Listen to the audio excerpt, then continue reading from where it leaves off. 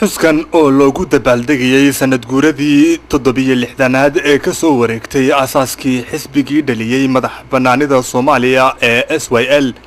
ayaa ugu horeynba lagu furay heesta qaranka ee Soomaaliya.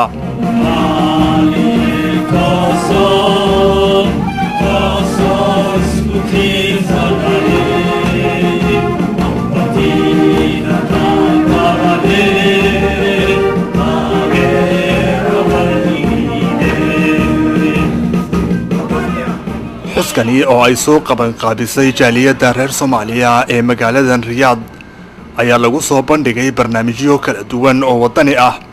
iyadoo ay dadweynaha ka soo qayb galayna aad u qireysnaayeen.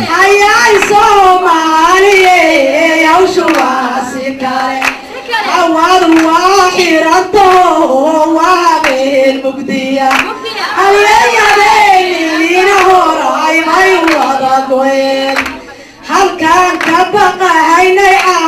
waanu halisnay siyaasadii dunida Soomaaliya hay dultimid ee hoositaane eegna waynaan isaaysanaa waagii baryaba xajawgub habal buuqeene bogsan weydayo warbaca bilu dambaysaaye hawl wada burgo'an ba jirtoon laga bogsoonayne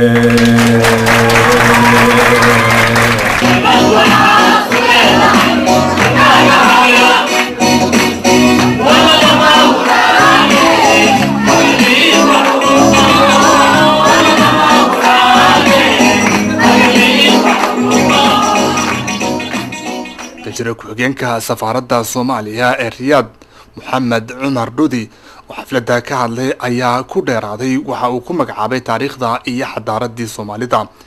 هنا عديي إن مقع قرنك صوماليا ويهاي مقع قدها لك بحيي أو أن دبد لك كينين سقطر دارنا وحاولو حريراب ويري دقنك إيا إسرك بلشدة صوماليا وحاولو أغنهي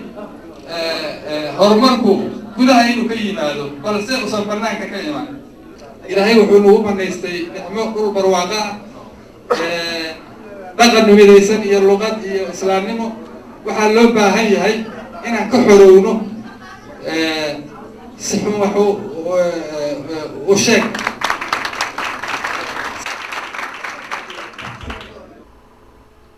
gudoomiyaha jaaliyadda Soomaaliyeed ee magaalada Riyadh Engineer Abubakar Sheekh Cabdiraxmaan Yaqshiid ayaa isaguna ka waramay taariikhda 13 wiil ee la baxay dhalinyarada Soomaaliyeed soona hooyay xorriyadii ay Soomaaliya 60kii hanatay wuxuuna dadweynihii isku yimid ku gubaabiyay in lagu cibra qaato halkankii SYL sidoo kale oday jaamac Diriye oo ku hadlayay magaca duqeyda Soomaaliyeed ee xuskan ka soo qayb galay ayaa isaguna sheegay in ay ummadda Soomaaliyeed maanta way aragnimo gaadhay oo ay wareer iyo rafaadba soo dhameysatay saas awgeedna waxa loo baahan yahay buu yiri in la helo SYL cusub. Nuux Sheekh Cabdi Gaafow oo ku hadlayay magaca aqoon-yahanada Soomaaliyeed ayaa isaguna sheegay in dhalinyaradii xisbigii SYL kaliya 3 ka mid ahi ay wateen shahaadada dugsiga hoose halka ay inta kalena ahaayeen dad aan waxbarasho fursad u helin wuxuuna ayaan darro ku tilmaamay in ay Soomaalidu maanta boqolaal professor leedahay balse ay ku guuldareysatay maareynta danaheeda sidoo kale waxa xuskan ka hadlay Dr. Maxamuud Maxamed Xasan oo arrimo caafimaad la xiriira u jooga dalkan Sacuudiga kana mid ah aqoon-yahankii ku dhaawacmay qaraxii hotel Shaamowga Muqdisho ee 3 bishii December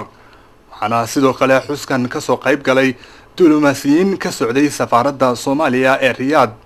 iyo dadweyne kale inkasta oo xuskan lagu soo bandhigay barnaamijyo qeyraysan haddana waxa la isweydiinayaa waxa ay khudbadahan iyo heesahan cadifadaysan ka bedeli karaan waaqica dhabta ah ee ka taagan Soomaaliya. Zakariya Xuseen Qulle,